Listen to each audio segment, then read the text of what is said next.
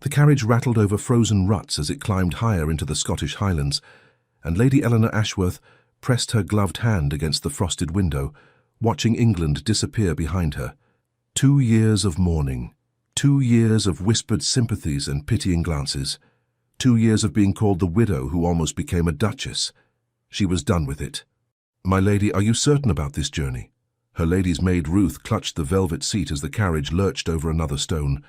"Your father will be furious when he discovers—" "My father," Eleanor said quietly, her breath fogging the glass, "has spent the past 2 years arranging suitors as if Nathaniel's death were merely an inconvenience to be rectified." Ruth fell silent.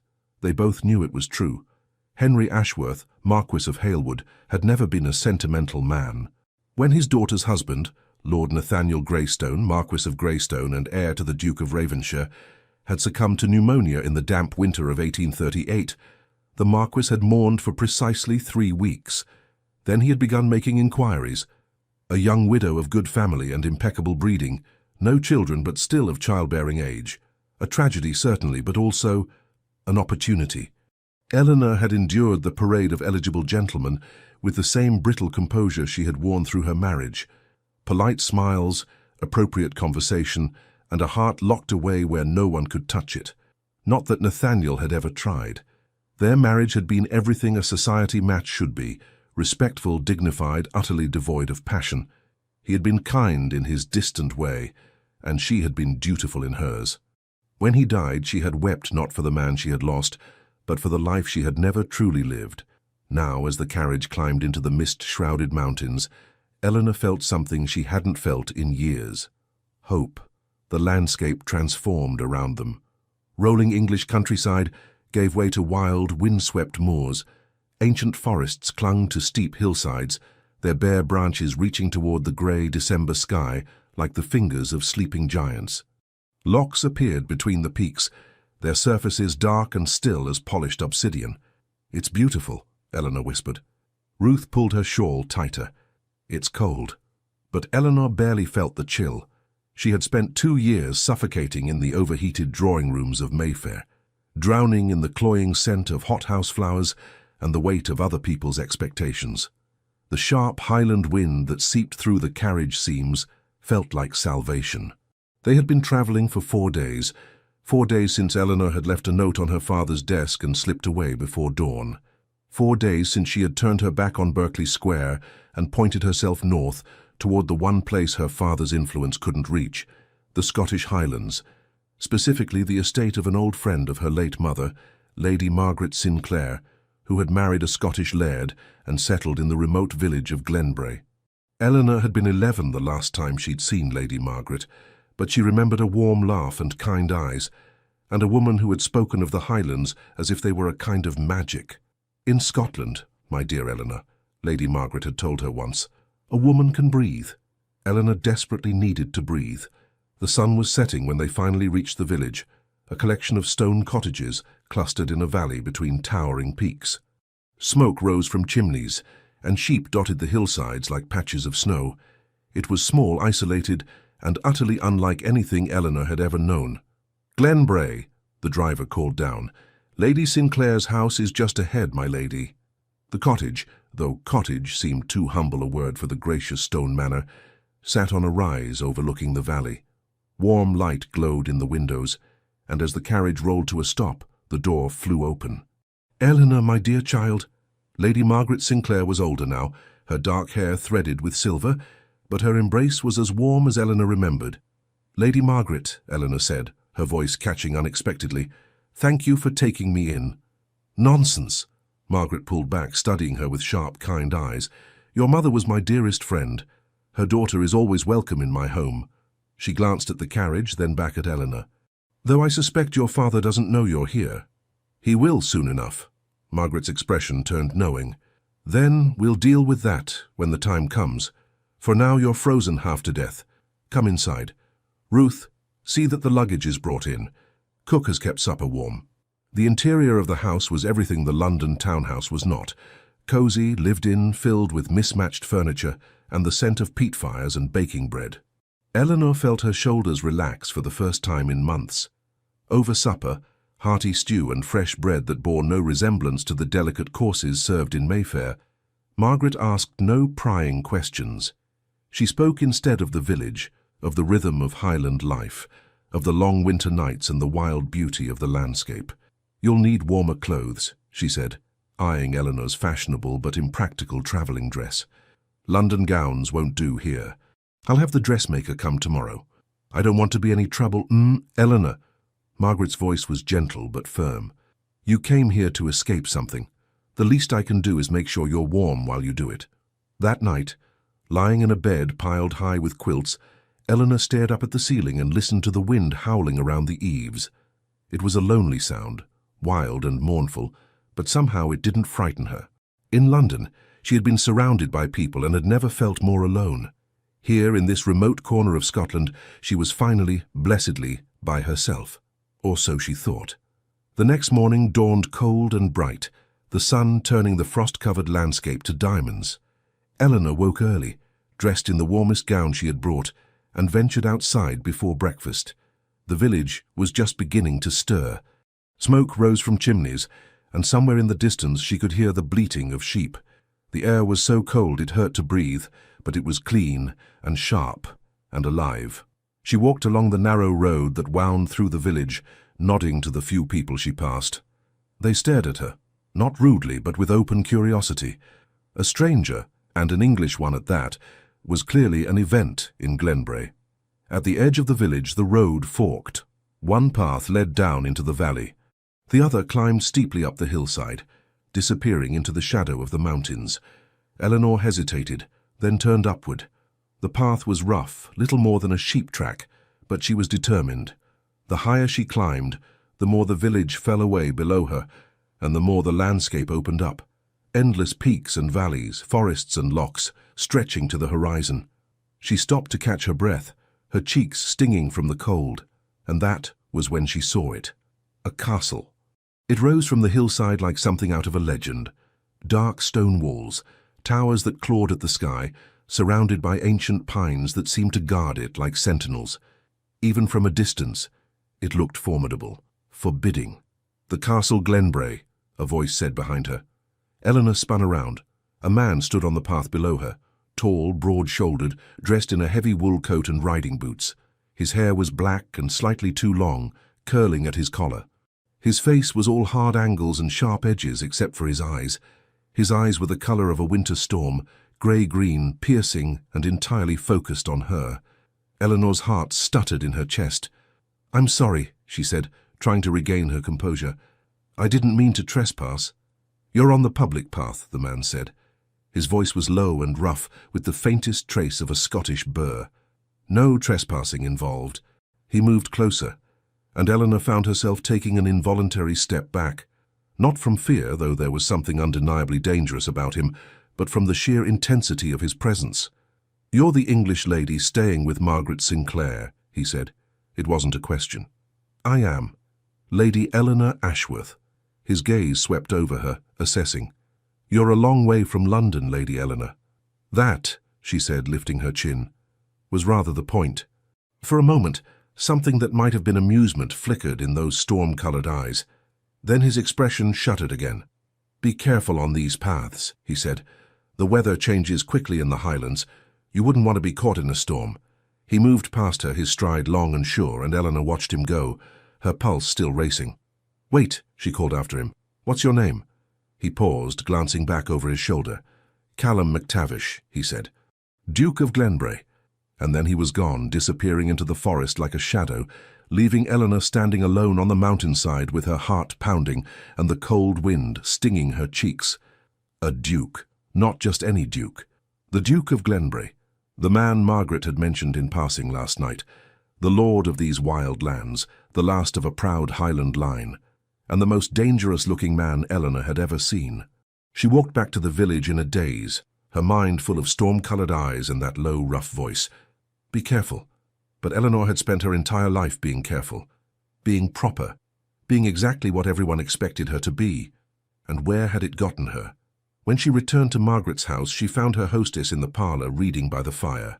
"You've been walking," Margaret said, looking up with a smile. "Did you enjoy the view?" "I did."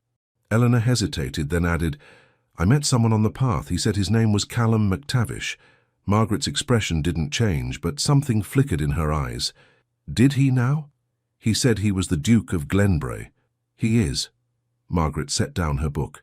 "What did you think of him?" Eleanor sat down slowly. "He seemed intense." Margaret laughed softly. "That's one word for it. Callum is, well, he's not like the gentleman you're accustomed to in London.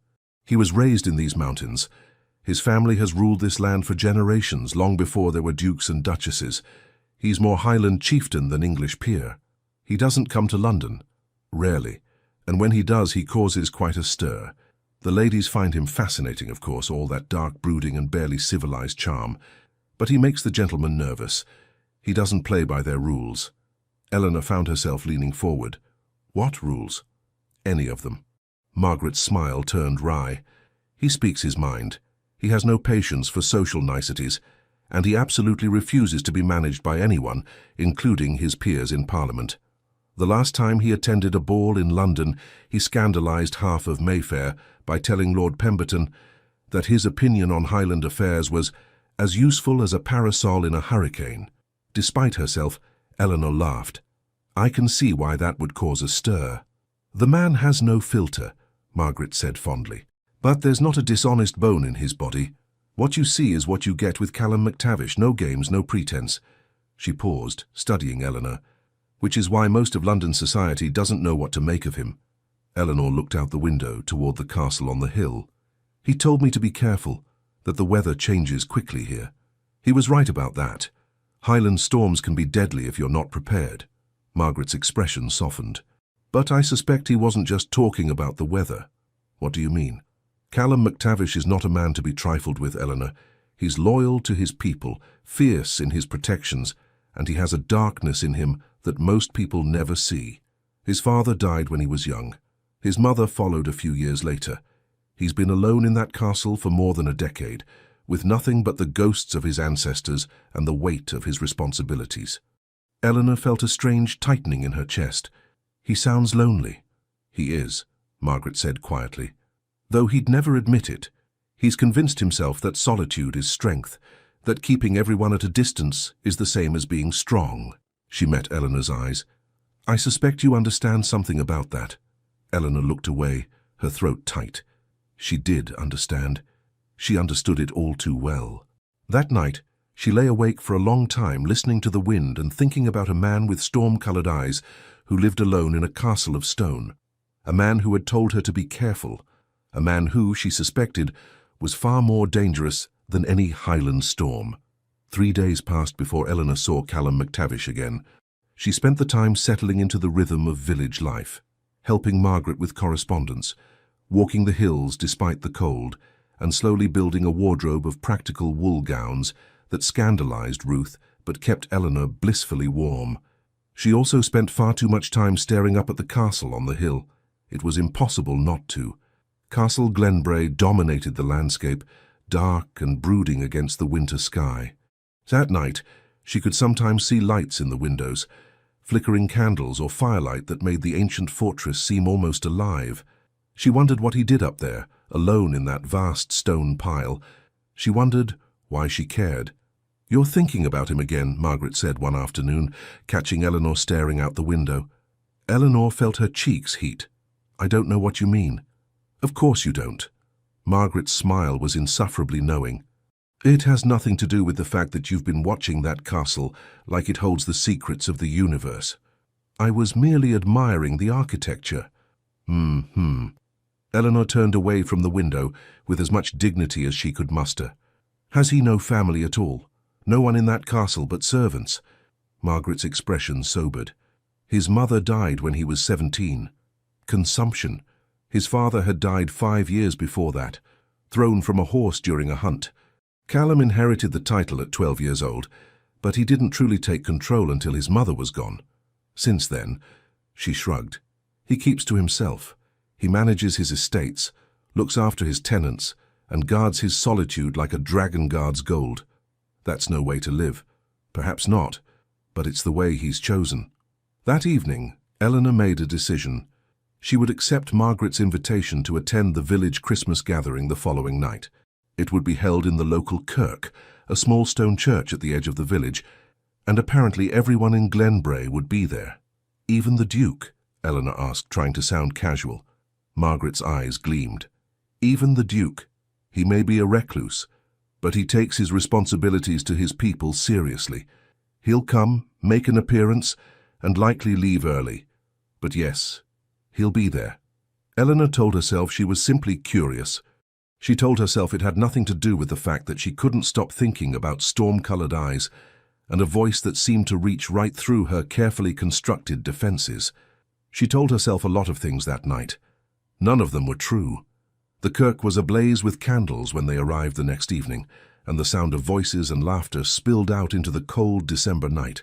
The entire village seemed to be packed into the small space, families crowded onto wooden benches, children darting between the adults, and long tables laden with food and drink.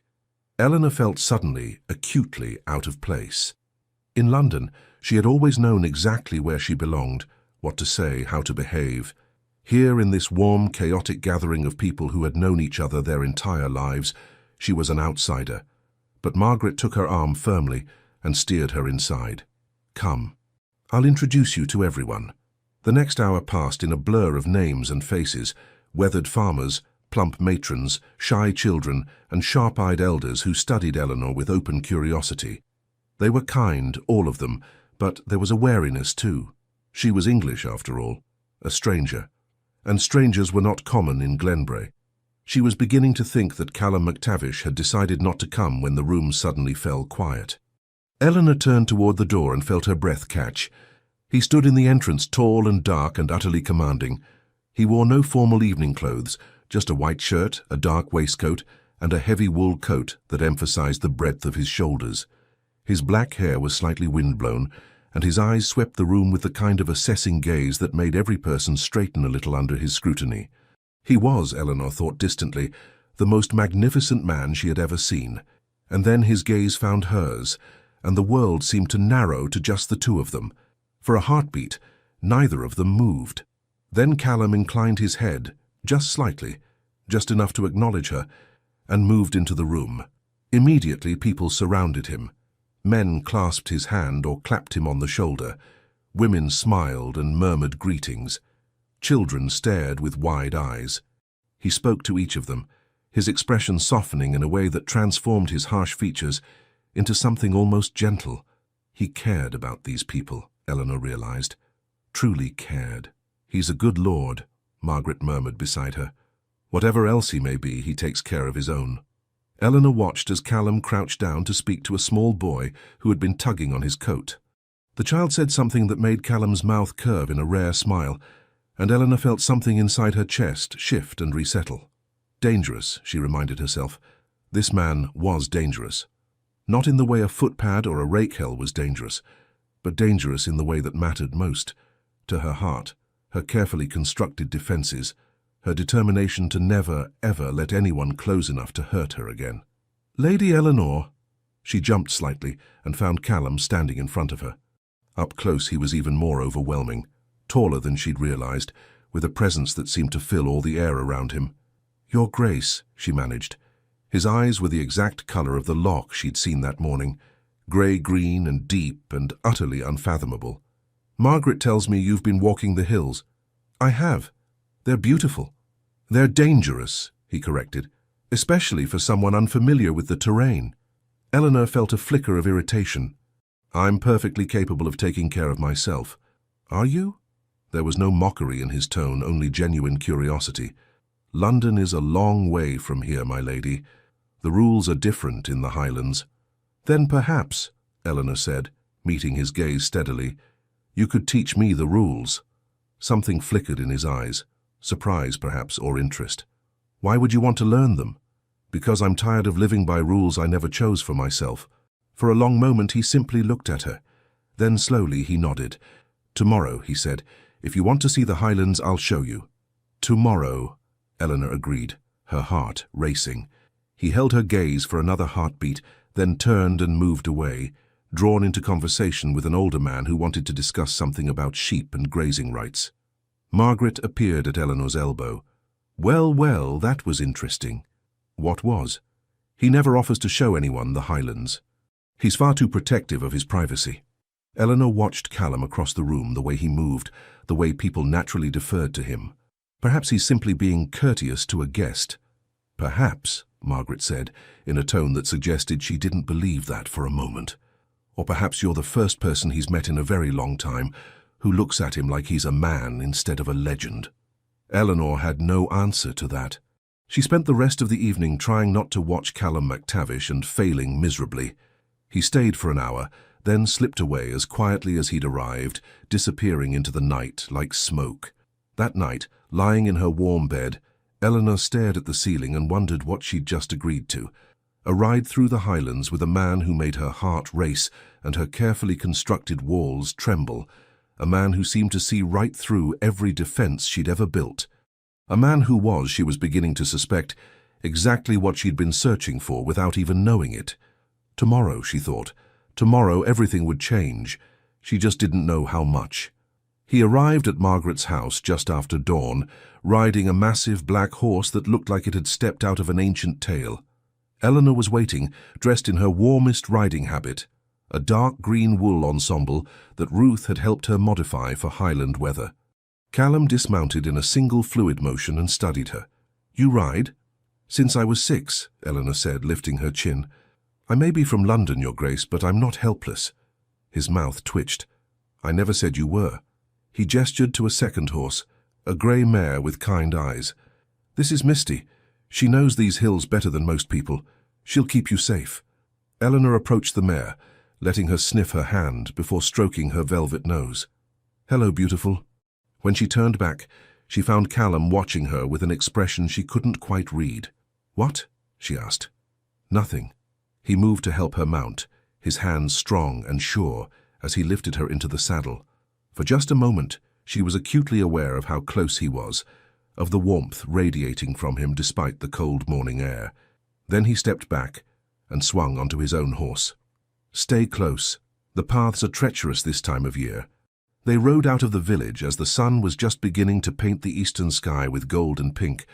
The world was achingly quiet, just the sound of hoofbeats and their own breathing and the occasional cry of a bird. Callum led her up into the hills, following paths that seemed invisible to Eleanor's eyes, but were clearly as familiar to him as the lines of his own hand. They climbed higher and higher, until the village was just a scatter of stones far below, and the mountains rose around them like sleeping gods. "There," Callum said, pointing. Eleanor followed his gesture and gasped. They stood on a ridge overlooking a vast valley. A loch stretched out below them, its surface like hammered silver in the morning light. Beyond it, mountains climbed toward the sky, their peaks dusted with snow. Forests blanketed the lower slopes, and here and there she could see the ruins of ancient structures, stone circles and crumbling towers that spoke of a history far older than anything in England.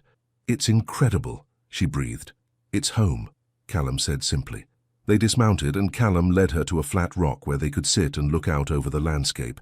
He'd brought a flask of something warm, whiskey and honey, he told her, and they passed it back and forth as the sun climbed higher. "How long have your family held these lands?" Eleanor asked. "Longer than anyone can remember. Before there were dukes and marquises, there were clan chiefs. My ancestor was chieftain of Clan MacTavish when the Romans were still trying to conquer the south. We've been here ever since." "That's remarkable," he shrugged. "It's a responsibility. Every man who has held this land has had to decide what he was willing to sacrifice to protect it. My father died because he refused to sell timber rights to an English lord who wanted to strip the forests bare. My mother died because she poured everything she had into keeping the estate solvent after my father was gone." His jaw tightened. "I will not let their sacrifices be in vain." Eleanor heard the steel beneath his words and understood suddenly why he seemed so isolated. He wasn't just guarding his solitude, he was guarding his entire world. "Is that why you stay here?" she asked quietly. "Why you don't go to London?" "London has nothing I want," he said flatly. "Endless parties where people say things they don't mean, alliances built on lies and convenience, men who've never worked a day in their lives making decisions about lands they've never seen." He looked at her, his eyes fierce. "I have no use for that world. Not everyone in London is like that, aren't they? He held her gaze. Tell me, Lady Eleanor, when you were in London, how many people truly saw you? Not your title, not your position, not what you could do for them, but you. Eleanor's throat tightened. None of them. Exactly. He looked back out over the valley. Here, people are what they are. A shepherd is a shepherd. A blacksmith is a blacksmith. And a man's worth is measured by what he does, not what he was born into. Then what does that make you? Eleanor asked. You were born a duke. I was born a boy, Callum corrected. The dukedom came later. But before that, I learned to track deer with my father. I learned to read the weather from the old shepherds. I learned which plants could heal and which could kill from the village wise woman. The title is just a word. What matters is the land and the people who depend on it. Eleanor studied his profile, the hard line of his jaw, the way the wind caught his dark hair, the intensity in his eyes as he looked out over his domain. You love it, she said softly. You love this place. With everything I have, he said simply. They sat in silence for a while, passing the flask back and forth, and Eleanor felt something inside her begin to shift. This man, this fierce, lonely, uncompromising man, was nothing like anyone she had ever known. He wasn't polished or polite or careful with his words. He didn't flatter or cajole or play games. He simply was, as solid and immovable as the mountains themselves. And she found herself drawn to him with a force that terrified her. Why did you leave London? Callum asked suddenly. Eleanor took a breath. Because I was suffocating. Because everyone kept telling me who I should be and what I should do, and I realized I had no idea who I actually was beneath all of that. She looked at him. I didn't love my husband. Not the way I should have. And when he died, I felt relief instead of grief. What kind of person does that make me? An honest one, Callum said without hesitation. Better that than spending your life pretending. London society wouldn't agree. London society, he said with a trace of contempt, cares more about appearances than truth. If you'd wept for a man you didn't love, they would have praised your devotion. If you'd remarried immediately, they would have called you heartless. You can't win that game, Eleanor. The only way to survive it is to stop playing. It was the first time he'd used her given name, and the sound of it on his lips sent a shiver down her spine.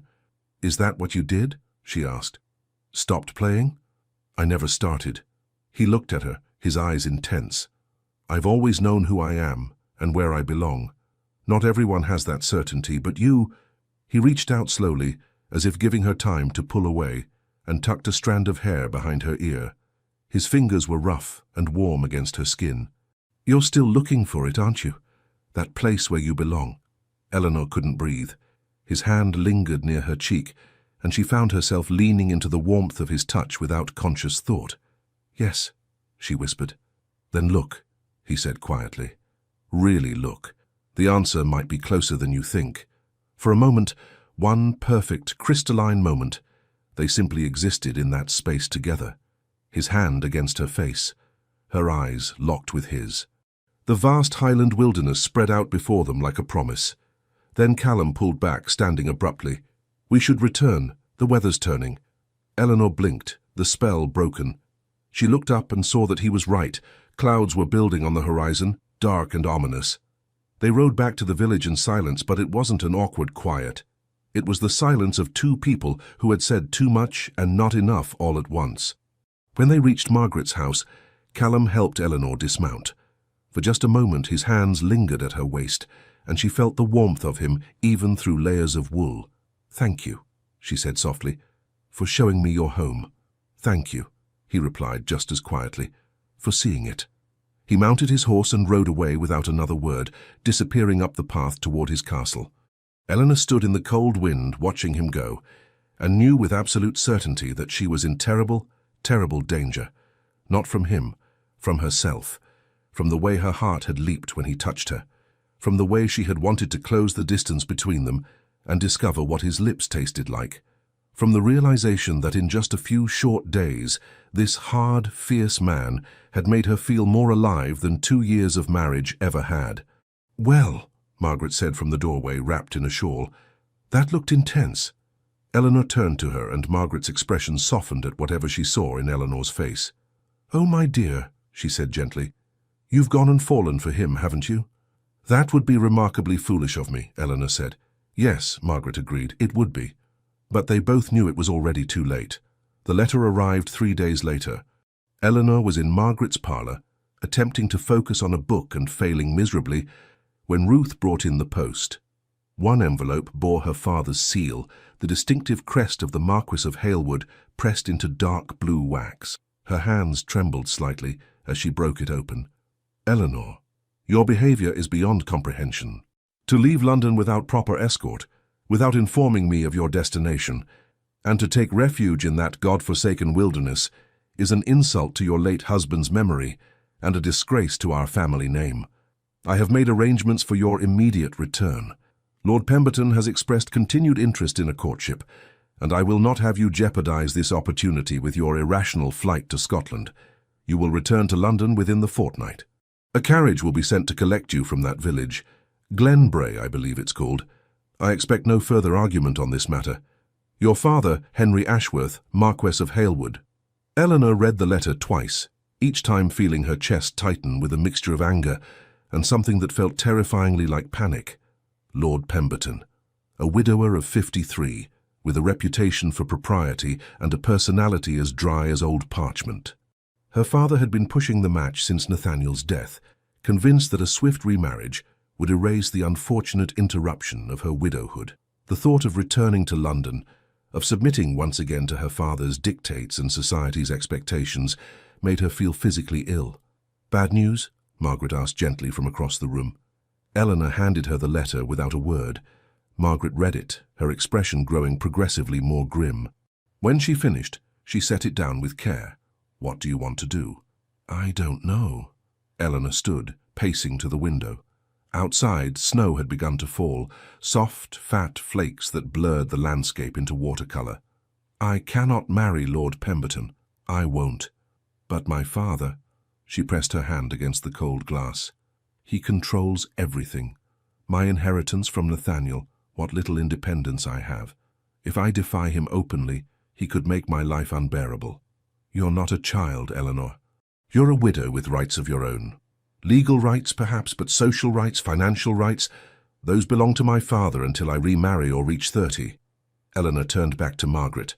I have 3 more years of being under his control, 3 years of being pushed toward men I don't love, of being treated like a problem to be solved rather than a person. Margaret's expression was thoughtful. There is one solution.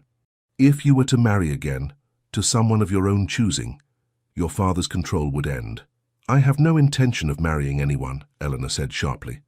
I've been married. I know what that means. Duty and obligation and slow suffocation. Not all marriages are like that. Eleanor thought of Callum's hand against her face, of his fierce eyes and fierce loyalty, of the way he'd looked at her as if she were something precious and dangerous all at once. No, she said quietly. I suppose not. She hadn't seen Callum since their ride through the hills. He'd sent no messages, made no attempt to call. It shouldn't have stung. She was nothing to him after all, just a curiosity, a brief distraction from his solitary life. But it did sting, more than she wanted to admit. That afternoon, despite the snow, Eleanor wrapped herself in her warmest cloak and walked into the village. She needed to think, needed to move, needed to do anything but sit in that parlour and contemplate the prison her life had become. The village was quiet, most people sensibly staying indoors. Eleanor walked past the kirk, past the blacksmith's forge, until she found herself once again on the path that led up toward Castle Glenbrae. She told herself she wasn't going to the castle. She told herself she was just walking. But her feet carried her upward anyway, through the falling snow until the castle loomed before her, massive and dark and somehow alive in the winter storm. She should turn back. She should... Eleanor! She spun around and found Callum standing behind her, materializing out of the snow like some spirit of the mountains. He wore no coat, just his shirt and waistcoat, and snowflakes caught in his dark hair. "What are you doing out here?" he demanded. "The storm's getting worse." "I needed to walk." His eyes narrowed. Something's happened. It wasn't a question. Somehow he just knew. "My father," Eleanor said, her voice rough. "He's demanding I return to London. He wants me to marry Lord Pemberton." Callum's expression darkened. "Do you want to marry him?" "No." Then don't. It's not that simple. It is exactly that simple, Callum said, his voice hard. You're a grown woman. You have a choice. Do I? Eleanor's control finally snapped. What choice do I have? Defy my father and be cut off from everything? Stay here and become a burden on Margaret? Go back to London and marry a man I don't love because it's expected of me? She felt hot tears sting her eyes and hated herself for it. I have been making the expected choice my entire life, and where has it gotten me? Alone, trapped, suffocating. Then stop making the expected choice, Callum said, stepping closer. Stop living for everyone else and start living for yourself. Easy for you to say. You're not a woman. You don't know what it's like to have every option, every freedom contingent on someone else's approval. You're right, he said quietly. I don't. But I know what it's like to be trapped by duty, to feel like your entire life isn't your own. The difference is I chose this. I chose my duty to this land and these people. You never got to choose anything. Eleanor looked away, blinking hard against the tears. The snow was falling faster now, the wind picking up. She could barely see the village below through the white curtain. Come inside, Callum said, his voice gentler now. You'll freeze out here. I should go back to Margaret's. You'll never make it in this storm, come. He held out his hand, and after a moment's hesitation, Eleanor took it. His hand was warm and rough and sure, and it felt like the only solid thing in a world that had suddenly become untethered.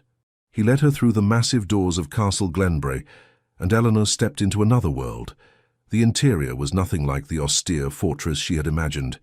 Yes, the walls were stone and ancient, but they were softened by tapestries and rugs, by the warm glow of firelight and the scent of peat smoke and pine. The great hall was enormous, with a vaulted ceiling that disappeared into shadow, and a fireplace large enough to roast an ox. It's beautiful, Eleanor breathed. It's cold, Callum said dryly, but it's home.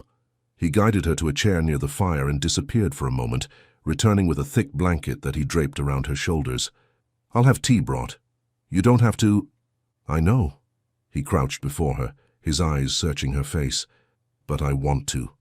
A servant appeared, an older woman with kind eyes who clucked disapprovingly at Eleanor's damp cloak and hurried away, presumably to prepare tea.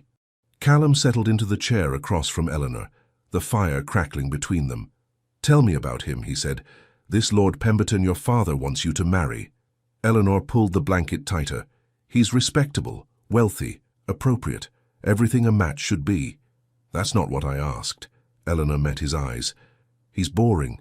He speaks in platitudes and cares more about his parliamentary committees than people. He's never asked me a single question about myself, only about my father's political alliances. She took a shaky breath. He would be kind, I suppose, not cruel, but there would be no passion, no connection, just two people living side by side until death parts us.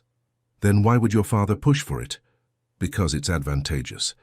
Because Lord Pemberton has influence in Parliament and connections my father wants. Because I am a commodity to be traded for the benefit of the Halewood name. The bitterness in her voice surprised even her. Callum was quiet for a long moment. When he spoke, his voice was low and dangerous. If I ever meet your father, it will take considerable restraint not to plant my fist in his face. Despite everything, Eleanor almost smiled. That would certainly cause a scandal. I'm well acquainted with scandal. He leaned forward, resting his elbows on his knees. Eleanor, look at me. She did. You don't have to go back, he said. You don't have to marry anyone you don't want to marry. You can stay here. I can't impose on Margaret forever. I'm not talking about Margaret's house. His eyes were intense, burning. Stay here, at Castle Glenbrae. Eleanor's heart stopped. What? Stay, he said again. As my guest, for as long as you like. Your father can rage all he wants, but he has no power here. This is my land, my rule, and I say you're welcome. People would talk. The scandal, let them talk. He reached out and took her hand, his touch sending electricity up her arm. I have never cared what people think of me. Why should I start now? Eleanor stared at their joined hands, her mind reeling. Why? Why would you do this for me? His thumb traced a gentle circle on her palm. Because when I look at you, I see someone fighting to breathe, and I will not, stand by and watch you be suffocated. The tea arrived, interrupting the moment. They sat in silence for a while, drinking the strong, sweet brew, and Eleanor tried to make sense of the chaos in her chest. Stay at Castle Glenbray. With Callum. It was madness. It was improper.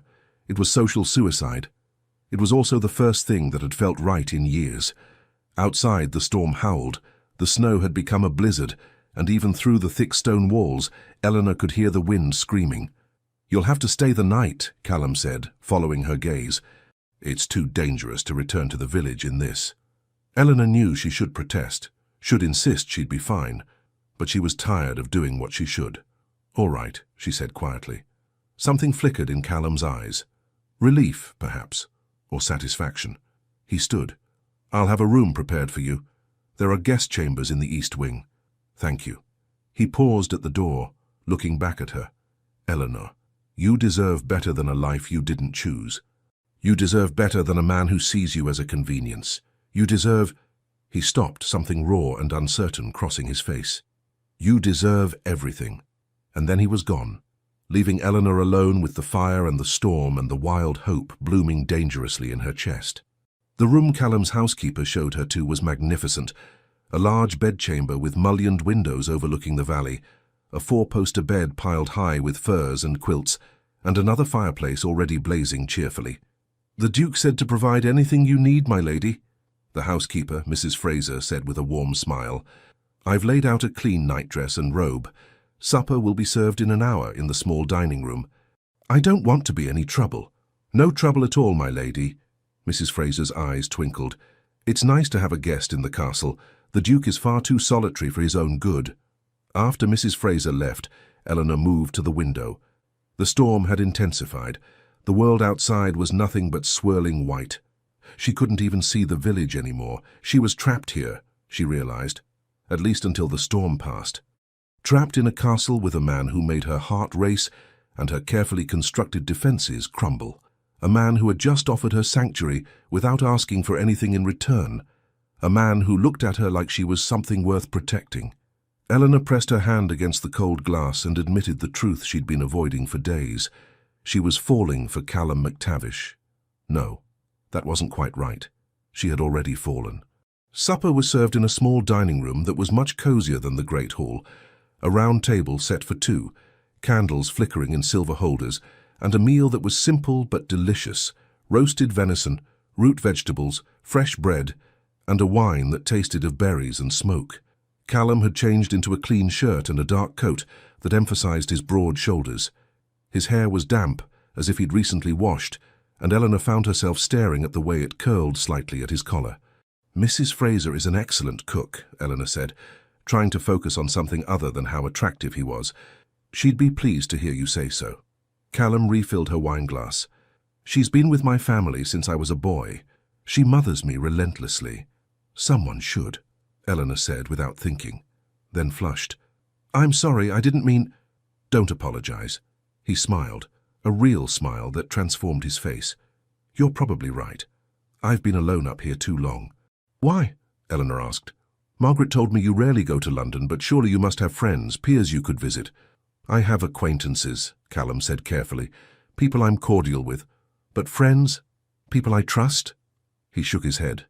"That's a much shorter list." "Why?" He considered the question, swirling his wine.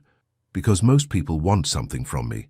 An alliance, a favor, access to my lands or my influence. They see the title, not the man. And I learned early on that it's easier to keep everyone at a distance than to be disappointed when they prove they're only interested in what I can do for them." Eleanor's chest ached. "That's a lonely way to live." "It's a safe way to live," he countered. Then, meeting her eyes, "Or it was, until you." The air between them seemed to thicken, charged with something electric and dangerous.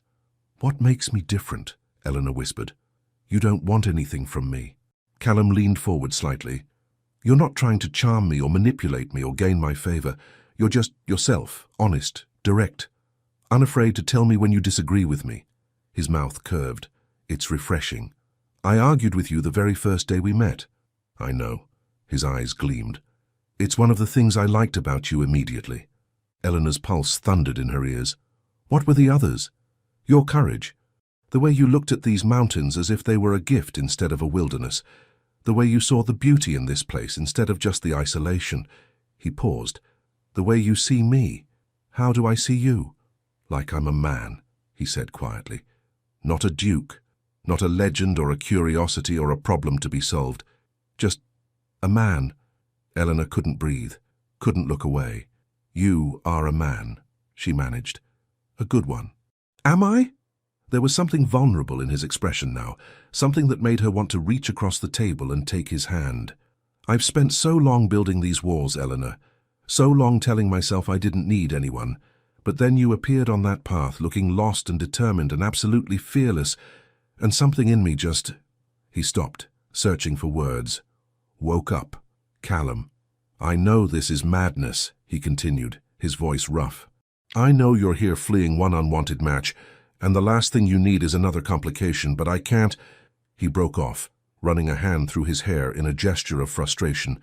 I can't stop thinking about you, about the way you laughed when Misty tried to eat your glove, about how you looked standing on that ridge, with the whole world spread out before you, about how it felt to have you look at me like I wasn't some half-wild Highland duke, but just someone worth knowing. Eleanor's hands trembled as she set down her wineglass. You think this is one-sided?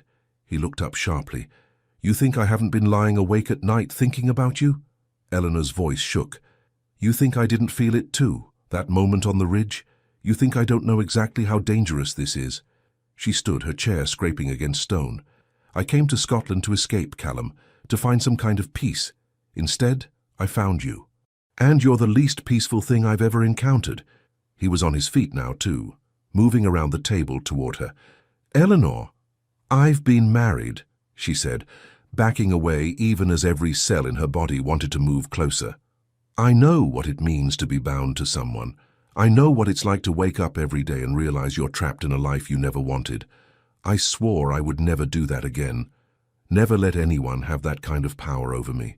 I'm not asking for power over you, Callum said, still advancing. I'm not asking for anything. Aren't you? Eleanor's back hit the wall. Because it feels like you're asking for everything. He stopped an arm's length away, his eyes stormy and intense. What if I am? Eleanor's breath caught. Then I'd have to be mad to give it to you. Are you? His voice dropped to a rough whisper. Mad? She looked up at him, at this fierce, lonely, impossible man who had somehow slipped past every defense she'd ever built. Yes, she whispered. I must be. And then she reached up, tangled her fingers in his hair, and pulled his mouth down to hers. The kiss was nothing like the chaste pecks she'd exchanged with Nathaniel. This was heat and hunger, and 2 years of pent-up longing exploding into flame. Callum made a sound low in his throat and hauled her against him, one hand cupping the back of her head, the other spanning her waist. He kissed her like a man starving, like she was air and he'd been drowning, and Eleanor gave back everything he offered and more. She'd been so cold for so long, frozen in the prison of propriety and expectation, and now she was burning. When they finally broke apart, both breathing hard, Callum rested his forehead against hers. Eleanor, he said roughly, we should stop. Why? Because you deserve better than this. Better than a stolen kiss in a drafty castle with a man who has no right to touch you. Eleanor pulled back enough to meet his eyes. What if I don't want better? What if I just want this? Want you? His jaw tightened. You're vulnerable right now. Frightened. I won't take advantage. I'm not vulnerable, Eleanor said fiercely. I'm angry. I'm tired. I'm done with letting other people tell me what I should want and who I should be. And right now, in this moment, I want you. She laid her palm against his chest, feeling his heart thundering beneath her fingers. Unless you don't want me. Don't want you. He laughed, a harsh, broken sound.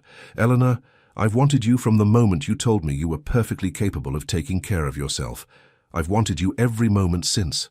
But wanting isn't enough. I need to know you're certain. I need to know you won't wake up tomorrow and regret this. Eleanor thought about London, about her father's letter and Lord Pemberton's lukewarm courtship and the endless, suffocating weight of expectation. Then she thought about Callum's hand against her face on the ridge, about the way he looked at her like she mattered, about how alive she felt when she was with him. I'm certain, she said quietly. For the first time in my life, I'm absolutely certain. Something in Callum's eyes shifted, the last of his resistance crumbling. He kissed her again, slower this time, but no less intense, and Eleanor felt herself melting into him. "Stay," he murmured against her lips. "Not just tonight. Stay." "Yes," Eleanor breathed. "Yes." The storm howled outside, shaking the ancient stones of Castle Glenbray, but inside, wrapped in Callum's arms, Eleanor had never felt safer, or more terrified, or more alive. Eleanor woke to pale winter sunlight streaming through the windows and the disorienting realization that she was not in her room at Margaret's house. She was in Castle Glenbray, in Callum's castle, in his bed. Memory flooded back, the kiss, the desperate need, the way he'd carried her up the stone stairs to his chambers, as if she weighed nothing, the way he'd loved her with a fierce tenderness that had shattered every remaining piece of her careful control, the way she'd given him everything and felt not diminished but whole. She turned her head and found him watching her, propped up on one elbow, his dark hair tousled and his expression unguarded in a way she'd never seen before. "Good morning," he said softly. Eleanor felt heat flood her cheeks. "Good morning. Regrets? Should I have them?" His mouth curved. "Most women in your position would." "I'm not most women." "No," he agreed, reaching out to trace the line of her jaw with one finger. "You're not." They lay there in comfortable silence for a moment, and Eleanor tried to reconcile the magnitude of what she'd done. She'd spent the night in the Duke of Glenbray's bed. She'd given herself to a man she'd known for barely 2 weeks, and she didn't regret a single moment of it. "The storm's past," Callum said, glancing toward the window. "The path to the village will be clear by midday." "Oh," Eleanor felt an unexpected pang of disappointment. "Then I should return to Margaret's." "You should," he paused. "But you don't have to." Eleanor sat up, pulling the sheet around herself. Through the window she could see the valley spread out below, snow-covered and pristine in the morning light, beautiful and wild and utterly foreign to everything she'd known in London. "Callum," she said carefully, "last night was extraordinary, but we both know it can't happen again." "Why not?" "Because I'm a widow. Because you're a duke. Because if anyone found out I'd spent the night here, the scandal would destroy whatever reputation I have left. I don't care about scandal, but I do." Eleanor turned to face him. "Or rather, I care about my choices. If I stay here, if we continue this, it has to be because I choose it. Not because I'm running from my father or rebelling against expectations. It has to be real." Callum sat up as well, his expression serious. "What are you saying?" "I'm saying I need time. I need to think about what I want, separate from what I'm running from." She reached out and took his hand. "What happened between us last night was real, but I need to make sure it's not just desperation." He was quiet for a long moment, his thumb tracing circles on her palm. "I understand. Do you?" "Yes." He met her eyes. "Because I need to be certain too. I've spent years keeping everyone at a distance. Letting you in, really letting you in, terrifies me. I need to know if what I feel is real or if I'm just lonely." Eleanor felt tears sting her eyes. "You're a good man, Callum McTavish. So you keep telling me." He leaned forward and kissed her forehead gently. "Take your time, think, and whatever you decide, I'll accept it. Even if I choose to leave." His jaw tightened. Even then. Mrs. Fraser had Eleanor's clothes cleaned and pressed by the time she came downstairs, and a horse was saddled and ready to take her back to the village. Callum insisted on escorting her himself, and they rode down the mountain path in comfortable silence. Margaret was waiting at her door, her expression hovering between relief and exasperation. "I thought you'd been buried in the snow," she said, pulling Eleanor into a hug. "When you didn't return last night?" "I sought shelter at the castle," Eleanor said. "The storm was too dangerous to attempt the path." Margaret's eyes slid to Callum, still mounted on his horse, and something knowing flickered in her expression. "Of course. Very sensible." "Lady Sinclair," Callum said with a nod. Then to Eleanor, "If you need anything, send word." "I will." "Thank you, Your Grace." He held her gaze for a moment longer, then wheeled his horse and rode away. Margaret watched him go, then turned to Eleanor with raised eyebrows. "Well, that was interesting." "Margaret." Inside, now. And don't even think about claiming nothing happened, because your face is telling me everything I need to know. Over tea in the parlour, Eleanor told Margaret everything. The letter from her father, the conversation at the castle, the kiss, the night. To her credit, Margaret didn't look shocked. She simply listened, occasionally refilling Eleanor's teacup until the story was finished. "So," Margaret said finally, "you've fallen in love with the Duke of Glenbray." "I don't know if it's love," Eleanor protested weakly.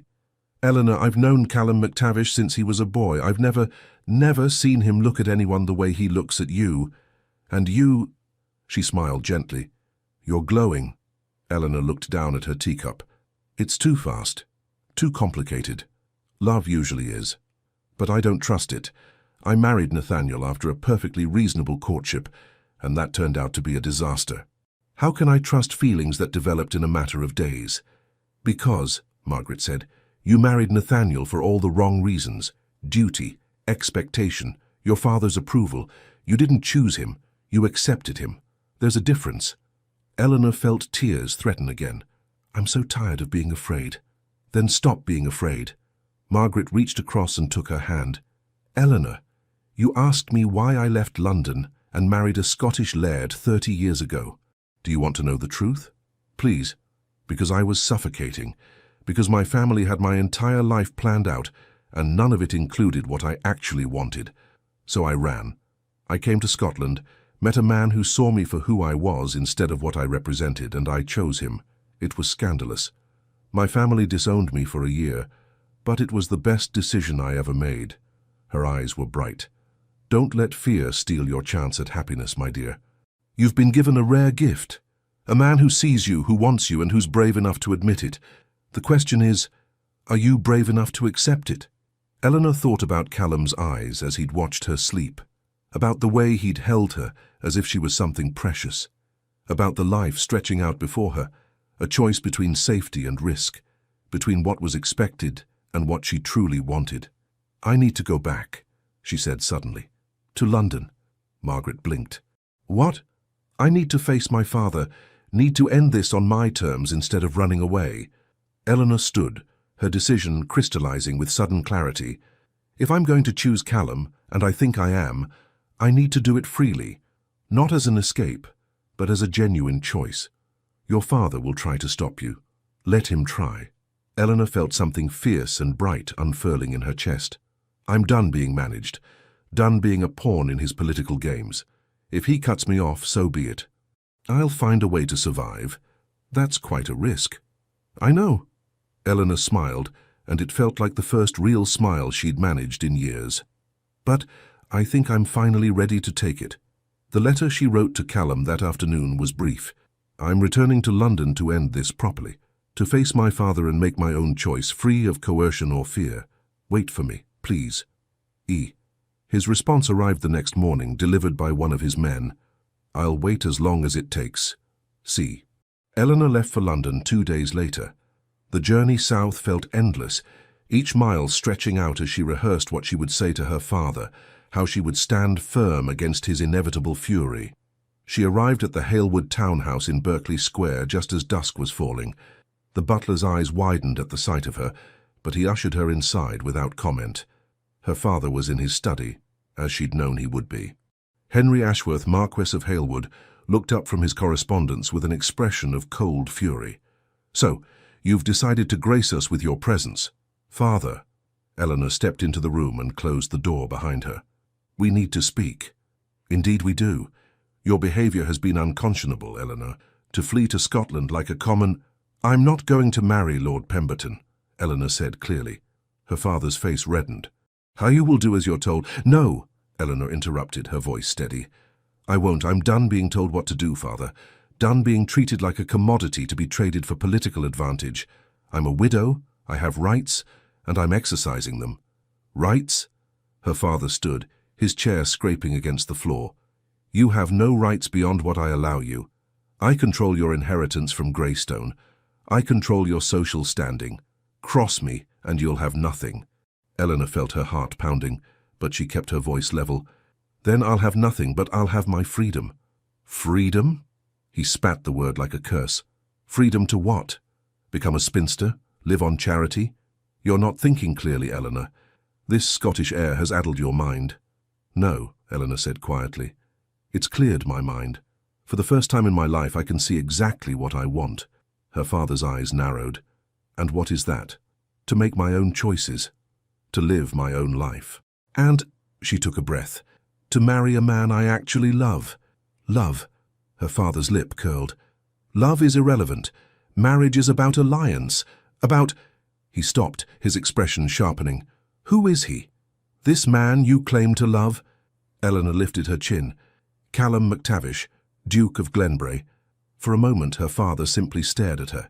Then he laughed, a harsh, bitter sound. The Highland Duke? That half-wild Scotsman who refuses to play by civilized rules? You cannot be serious. I'm entirely serious. He has no interest in London society, no political influence. What could he possibly offer you that Lord Pemberton cannot? Honesty, Eleanor said. Respect. A life where I'm valued as a person, not as a pawn. She paused. Love. Her father shook his head. You're a fool. Pemberton would give you stability, security, a position in society. This Scotsman will give you nothing but isolation and regret. Then I'll live with isolation and regret on my own terms. Eleanor moved toward the door. I came here to tell you in person, Father. I'm returning to Scotland. I'm going to marry Callum if he'll have me. And there's nothing you can do to stop me. I'll cut you off, her father said coldly. Every penny of your inheritance, every connection, you'll be dead to this family. Eleanor felt tears sting her eyes, but she refused to let them fall. I know, and I'm choosing him anyway. She left the study, climbed the stairs to her old room and packed a single trunk with the things that mattered. Her mother's jewellery, a few beloved books, letters from friends who had shown her true kindness. The next morning, before her father could make good on his threats or attempt to physically restrain her, Eleanor left London. She left behind her father's house, her position in society, her carefully constructed life. And she pointed herself north toward the mountains and the man who had shown her what it meant to truly live. The journey back to Scotland felt twice as long as the journey south. Eleanor's nerves were stretched taut, worry gnawing at her. What if she'd been wrong? What if Callum had changed his mind? What if the connection they'd felt had been nothing but an illusion born of isolation and circumstance? By the time the carriage finally rolled into Glenbray, Eleanor was exhausted and terrified in equal measure. Margaret met her at the door, her expression unreadable. Well, that was quick. Is he here? Eleanor asked. Callum, is he at the castle, where he's been pacing like a caged wolf for the past week? Margaret smiled. Go, put the poor man out of his misery. Eleanor didn't wait for the carriage. She simply started walking, then running, up the mountain path toward Castle Glenbray. The sun was setting, painting the sky in shades of gold and crimson, and the ancient fortress rose before her like something out of a dream. She was breathless and disheveled by the time she reached the main doors, and she didn't care. She burst through them and nearly collided with Callum himself. He caught her, his hands strong and sure on her arms, his eyes wide with shock. Eleanor, I told him no, she gasped.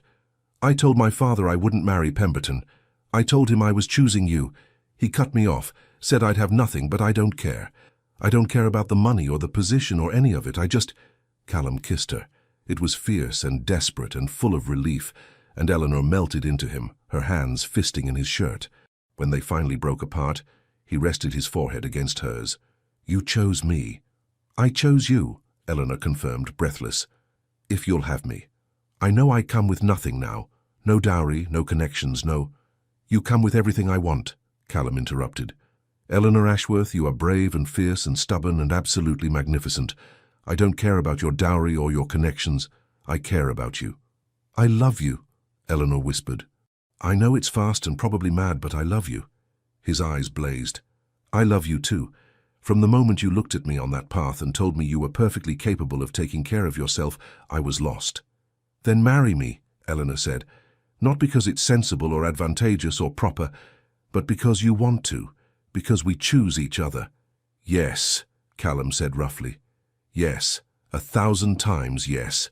He kissed her again, and Eleanor felt something inside her chest unfurl and bloom, something that felt like joy, like freedom, like coming home to a place she'd never known she was searching for. When they finally pulled apart, Callum kept her wrapped in his arms. "Your father may have cut you off, but you're not penniless. I have more than enough for both of us, and once we're married, you'll be the Duchess of Glenbray. That comes with its own resources." "I don't care about being a duchess," Eleanor said honestly. "I just want to be with you." "You'll have both." He smiled, and it transformed his face. "We'll marry here, in the village kirk, surrounded by these mountains and these people. And then—" his expression turned wicked.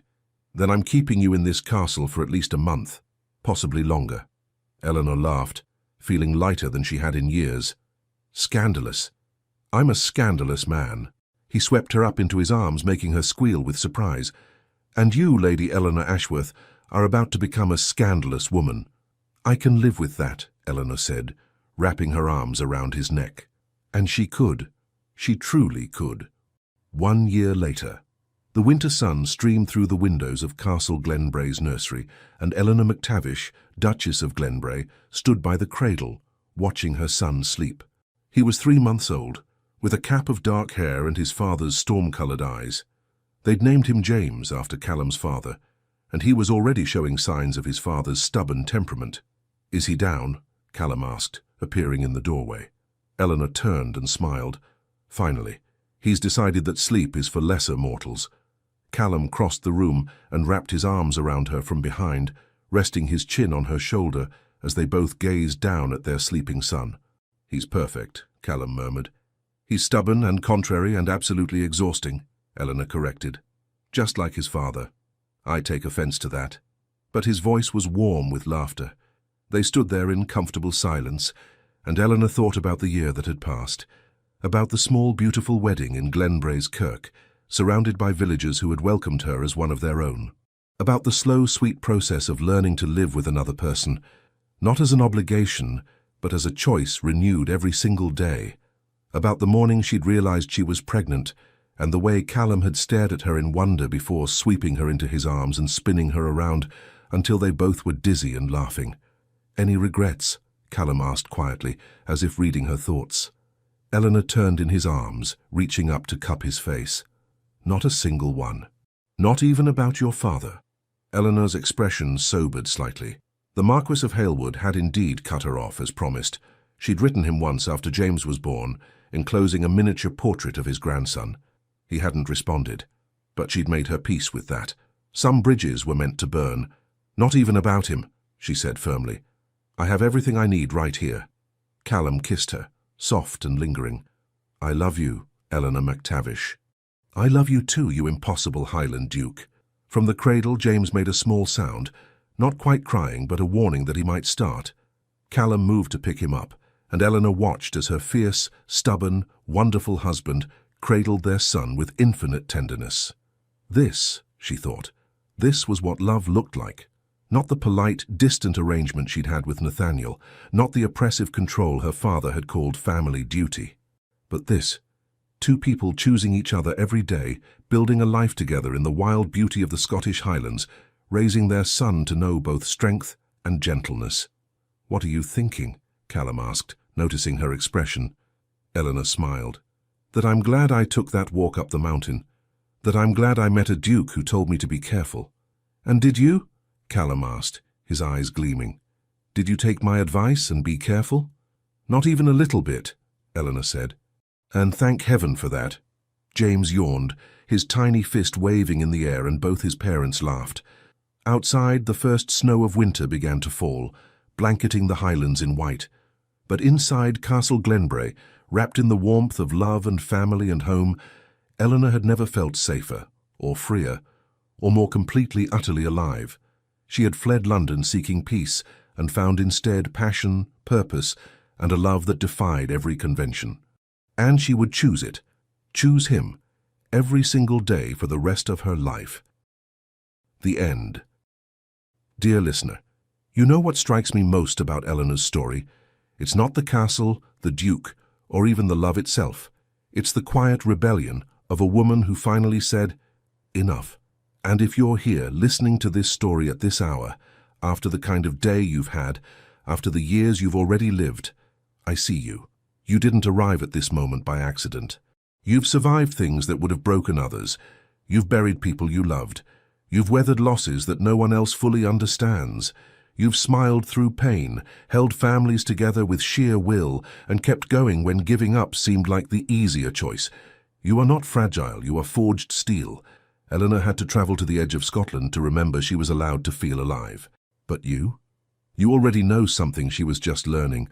Survival itself is a form of strength that deserves to be honored. This isn't about finding someone to complete you. You're not incomplete. This isn't about romance saving you. You've already saved yourself 100 times over. This is about something simpler and more profound. You still get to want things. Joy, peace, a morning without dread, a night without worry. The audacity to feel sunlight on your face and think, I'm glad I'm still here. The world will tell you it's too late for new chapters, that your best years are behind you, that you should be grateful for what you have and stop reaching for more. The world is wrong. Every person who listens to these stories is living proof that the human spirit doesn't retire, that hearts don't expire, that wisdom earned through decades of living is not a consolation prize. It's a crown. Eleanor chose the mountain, but you've already climbed mountains no one else can see. You've already been brave in ways that never make headlines. You've already loved, endured, and persevered through chapters that would fill a dozen novels. You are the story. You are the legend. Sleep well tonight, not because everything is solved, but because you've earned this peace. You've earned this rest. You've earned the quiet dignity of knowing you've done enough. And when morning comes, not if but when, you'll rise again as you always have, carrying a strength that younger generations are still learning to recognize. Thank you for being here. Thank you for listening. Thank you for still believing that stories matter. You are proof that they do. With deep respect and admiration, the legends of the Fall Team. Thank you for staying with us until the very end of this story. From the bottom of our hearts, thank you for watching, liking, subscribing, and commenting. Your support gives us the strength and motivation to keep creating new stories, stories filled with love, redemption, and those unexpected twists that make life so beautiful. If you haven't already, please comment, subscribe, leave us a like, and share this video with someone who could use a story that warms the soul. And remember, at the end of this video, you'll see a suggestion for another story from our channel. Click it and let yourself be swept away by more emotional, heartfelt romance. Thank you for being here. The Legends of the Fall Team.